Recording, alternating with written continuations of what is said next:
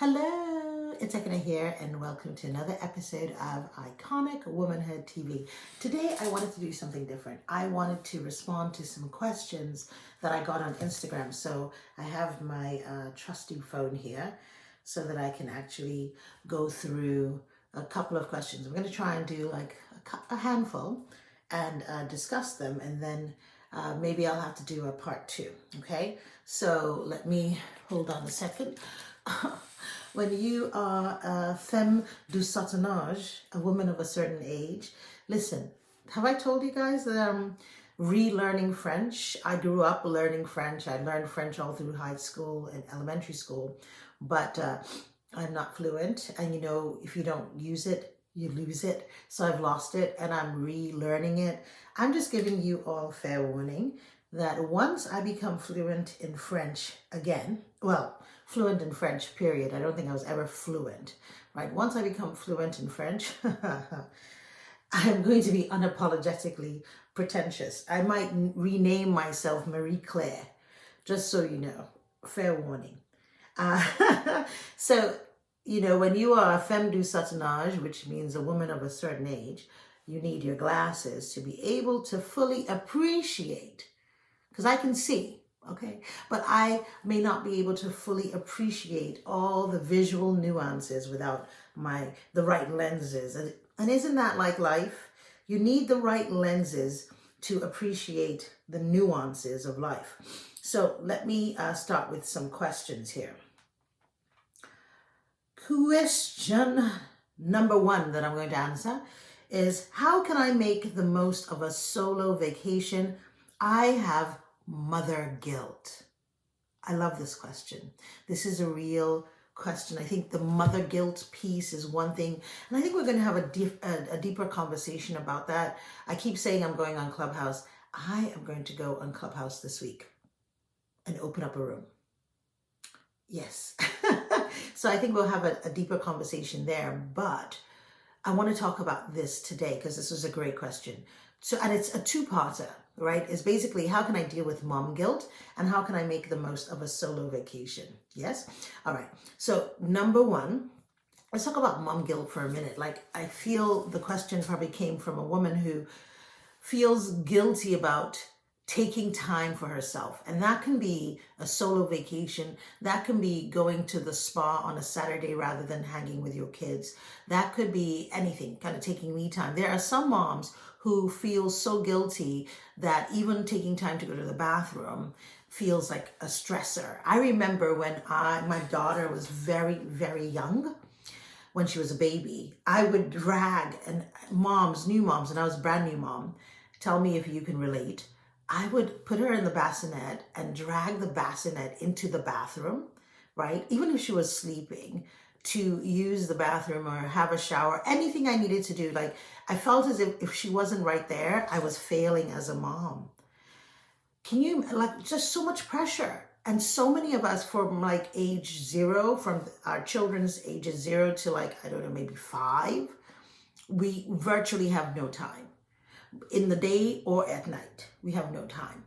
So I want to kind of talk about this because it really impacts us tremendously.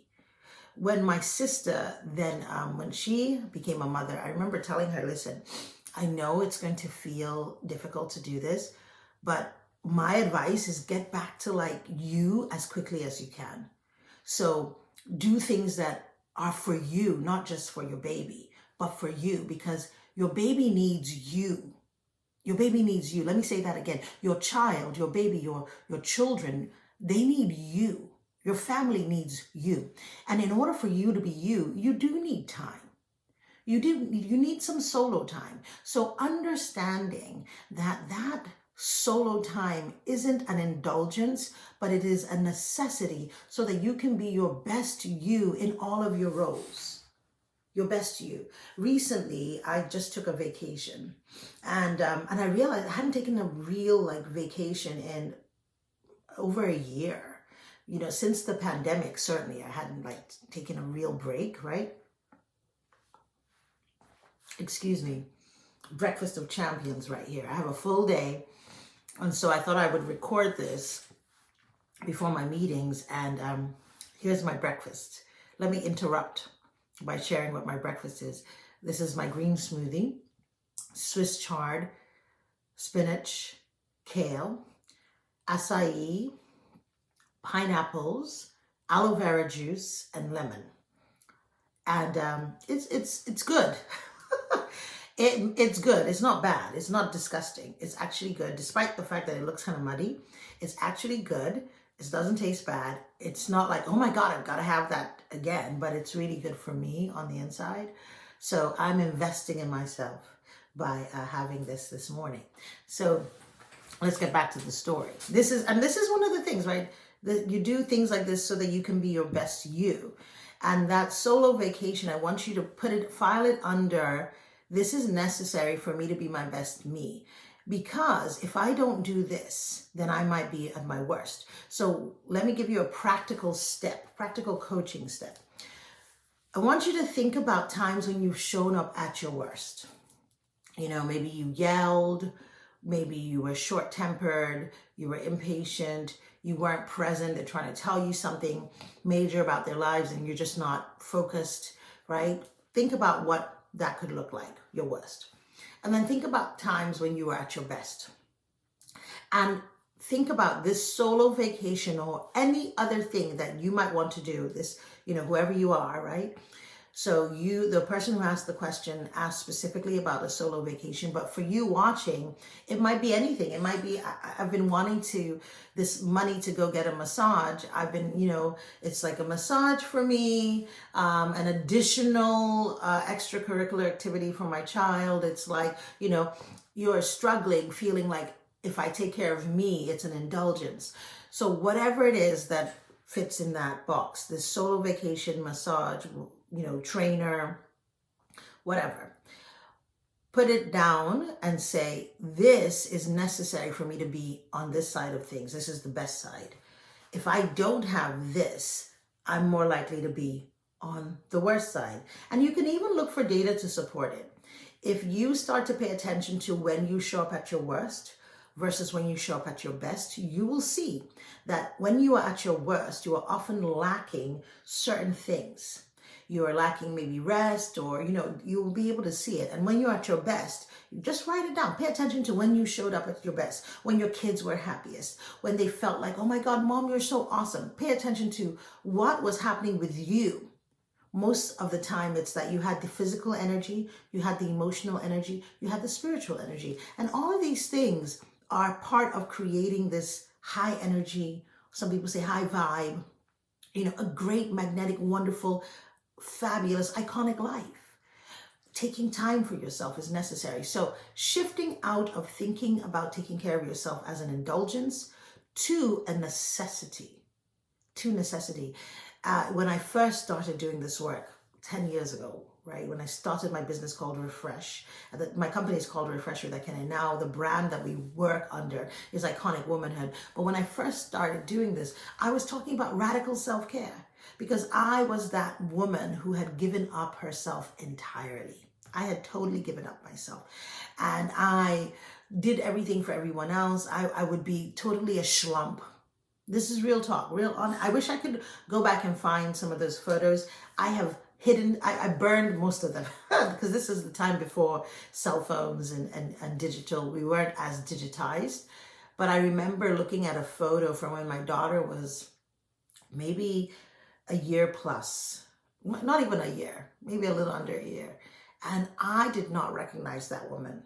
And in fact, my daughter now, who's a teenager, we were looking through some old photos, like physical photos. And she's like, Mom, is that you? And I said, yeah, that was me. That was how I used to look. And it wasn't just that I was much heavier. No, it was also just like, where's the zhuzh? Where's the pizzazz? Where's the, the je ne sais quoi? Where's that girl? She was gone because I had ceded all of myself in service of what I thought a good mother, a good wife at the time, right? What I thought that would be.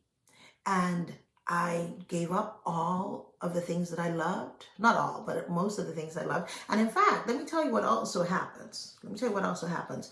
When you give up the things that you need, like solo vacations, the things that the real things that you love, you start looking for substitutes that aren't as good.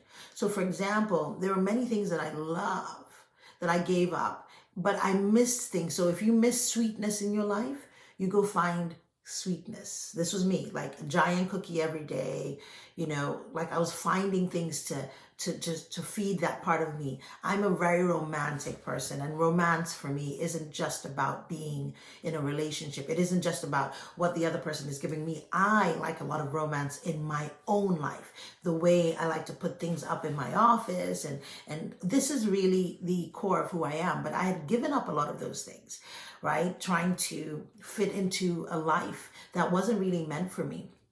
And I was looking for that feeling in different places, right? In different ways, not places like relationships, but romance made me feel special. So what could make me feel special? Again, I was finding it in things that were not the best, right? So for me, a lot of it was about like food and lifestyle things that didn't quite fit. So I would do a Netflix, like we didn't have Netflix, but you know what I mean? Like you'd just be lost watching movies for hours and hours and hours, trying to capture that feeling of romance, when really what you need is you need it in your life. You need it back in your life, right? You need it back in your life. So I want to encourage you to release mom guilt, right? Recognize that guilt, and guilt is low energy, right? Rise into high energy. And you want to recognize that what you are doing is in service of your children and not in service of selfishness. It is really so that you can be your best you, and only in being your best you are you able to be your best to them. Okay? So I want to thank you for listening. I'd love to hear your comments and your thoughts. And if we are not connected yet, if you aren't connected to me on Instagram, connect. Let's talk. My Instagram handle is at iconicwomanhood_coach. And I'm on Clubhouse at Iconic Womanhood, and I'm going to be opening up some rooms to have some conversations about this. So come join me. I said I would do more than one question, but clearly I'm going to have more than one video because we just did one question. It was so good connecting. I'd love to read your comments and hear more about what you're thinking. And if you have questions, go ahead and send them, and we'll do more of these.